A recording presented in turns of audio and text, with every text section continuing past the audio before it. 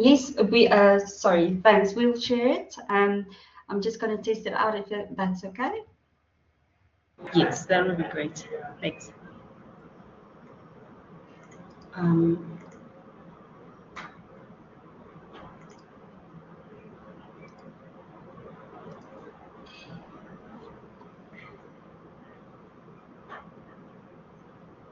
okay, it's pulling through.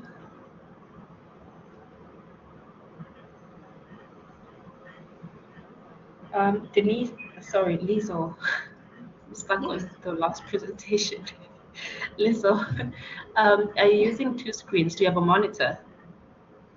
Yes, I do have a monitor. Am I sharing the wrong one? I think the full screen where you're out of editor mode is probably presenting on the monitor, which you're probably not sharing. Okay, all right. Let me try again. No problem.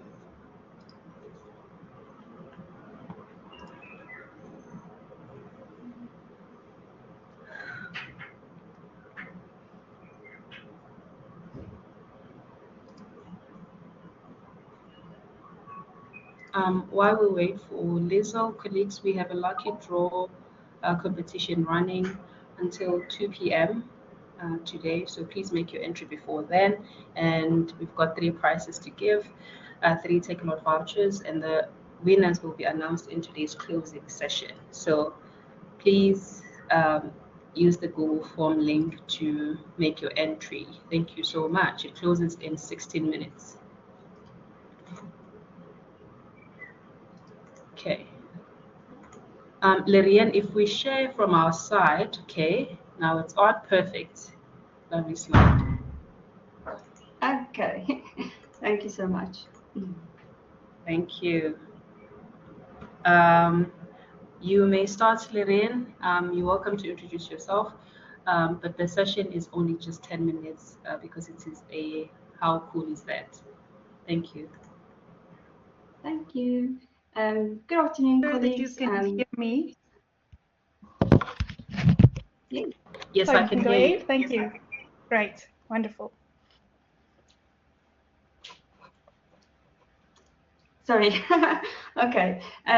Good afternoon. My name is Liezl Kruger, and I'm presenting with my colleague Lerienne Roux this afternoon, and we are talking about AI as a partner in reflection. So I'm just gonna quickly stop sharing my camera. Okay. So we had a little exercise, or um, I wouldn't call it an experiment, but it is sort of like an experiment where we used AI as a tool to reflect on some learning. So yes, there is the two of us. And then first, I just want to start with this quote from George Sanders. Why do you think everything you think is everything everybody else thinks? So that's quite a tongue twister, but it just boils down to the fact that um, thinking is very personal, and reflecting is a very personal experience. And we do not all think the same. So that is why we're using AI, because it's sometimes difficult to use to give human feedback if you have a lot of students. Okay, so the problem statement is that reflection activities in online courses can often become something that students just do because they have to do it, but and we can't actually see their thought processes and how they're actually working through reflecting on something. So we asked the question, so what if reflection in online learning could be a conversation instead of a monologue? And the practical implications of using personalized feedback at scale, that can be, like I said, very difficult because sometimes we have a lot of students and we actually want to see them reflect. And then also that active reflection requires dialogue and not just journaling. It's not something that is done on your own. It should actually be like a conversation with someone. And so AI provides the opportunity or enables the generation of dynamic, personalized, and instant guiding prompts. Um, okay, so I'm just going to set the context first, and then I'm going to hand over to Lerienne. So we used this activity in an online facilitated course. And the initial prompt, we gave the initial prompt to the participants, and then they copied that and pasted it into an AI chatbot. And then they were required to share the conversation that they had with the AI. And then reflect on what they've learned. So I'm going to hand over to Lerienne now. Thanks, Liezl. Yeah, it was really interesting. So this is the prompt that we gave them, and we asked them to ask ChatGPT to act as their professional mentor and to ask one reflective question at a time, and then to respond to each answer, and then to continue building the dialogue until the participant asked them to stop. So the idea was that they would use AI as a mentor and not just teaching. So we want to share with you the dialogue that happened between two of the participants. So the first participant, the first participant's conversation followed a very kind of structured, reflective arc. The first question was, what was the most valuable thing that you learned? And then it kind of just moved through from there. So ChatGPT started by asking, what was the most valuable thing that you learned today? And it was just extracting some prior knowledge and making sure that they can articulate what they've learned during the day. Then it moved on to which AI tool that you learned about today do you think would have the biggest impact? And so this conversation was all about the participant wanted to reflect on how to use AI tools more effectively in the classroom. So this kind of focused their attention a little bit more. And then next, it probed the understanding by asking which AI tool that you learned about today do you think would have the biggest impact? And then we move on to a little bit of metacognition, so really probing the participant to think about their thinking by asking how will you ensure students are still critically thinking? And also asking how do you plan to monitor and assess?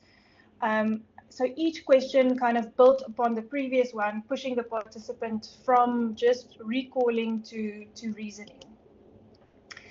Then the AI asked, how will you support students who might struggle? This helps the learner to connect new knowledge to a diverse learner context. And then lastly, it it embedded the ethical reflection by asking how will you encourage students to use AI tools responsibly and ethically. So what we notice is that there's a very structured scaffolding that took place in the conversation, moving from what have I learned to how will I apply all of these matters ethically. Then moving on to our second participant, in this one, we saw that the conversation went a little bit deeper, and this is where the scaffolding becomes really interesting. And the participant, this conversation was all about assessment practices. So it started with exactly the same question: what was the most valuable lesson that you took away? And throughout this conversation, we saw some a mirror of Bloom's taxonomy. So it started with the remembering and the understanding. Then it moved to the apply and analysis, how much your current assessment strategies need to shift. And then to evaluate, how can you ensure fairness and integrity? So it's forcing the participant to judge the value and the effectiveness of their assessment strategies. And then moving to the practical part of it, if you were to design a flexible assessment template, what would that look like? So really synthesizing the solutions. And then lastly, again, it ended with thinking about thinking, the metacognition, how might you structure reflection so that it feels purposeful. So by the end, the participant has designed a an authentic assessment model, and reflective visual network activity, all through this guided questioning. So what was really interesting for us, what we saw with all of these conversations, that across all of the examples, we can see four consistent patterns. So firstly, in the structure of it, it was very progressive and responsive with the responsive questioning sequence. The function of it is that it facilitated articulation, metacognition, and ethical reasoning. Throughout, the tone was very supportive, dialogic, and affirming. We all know how ChatGPT talks to us. He or she makes us feel very important. And then the outcome of it was that students produce a coherent and reflective action plan. So it didn't just stop with reflection. It moved towards the end to a concrete action plan about what can the reality of that look like. So our aha, or how cool is that moment, was that AI wasn't just generating answers, it was generating questions. It was prompting thought and not replacing it. And that's a very different way for us of imagining AI in education. Liezl. Thanks, Lerienne. Okay, so what have we learned, and what will we take forward from this? So just to really start small when you start using something like this, because it can be a lot of work, and then also, as always with AI, to use it in low stakes scenarios, and then to embed reflective frameworks for learning, like the GETS reflective cycle, and then also the prompt is very, very important. So yes, thank you. I think that is all that we wanted to say. If there are any questions, we're happy to answer. Thank you so much, Lerienne and Liezl.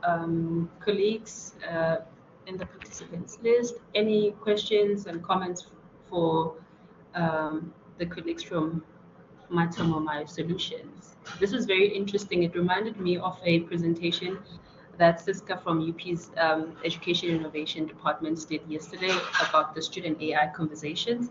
And we also recently tried the tool. It's integrated in Blackboard Ultra.